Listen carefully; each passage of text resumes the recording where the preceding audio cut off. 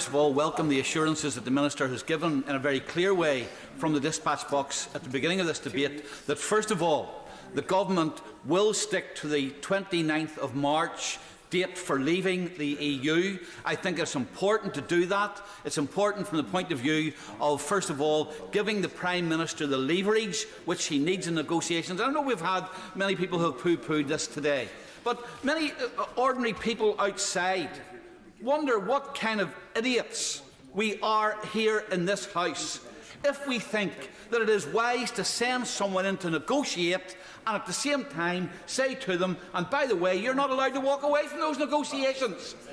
Ordinary people on the street understand the importance of that, and I think that to give the Prime Minister the best chance, we have got to stick to that particular date.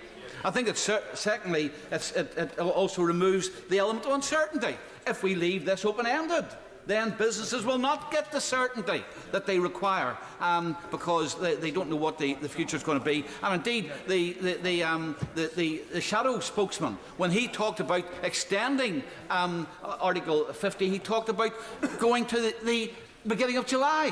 Well, that's another date.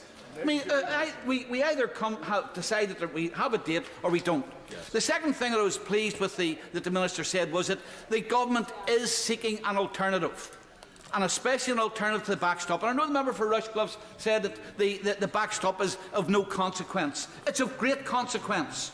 The backstop, and the EU have confirmed it this week, would lead to Northern Ireland having to be aligned regulatorily with the rest of the EU and part of the customs union. And they spelt out the consequences of that. That would mean systematic checks on trade between Northern Ireland and GB at ports and airports. Now, that to me rips up the union. It hurts the Northern Ireland economy, and it is certainly of consequence.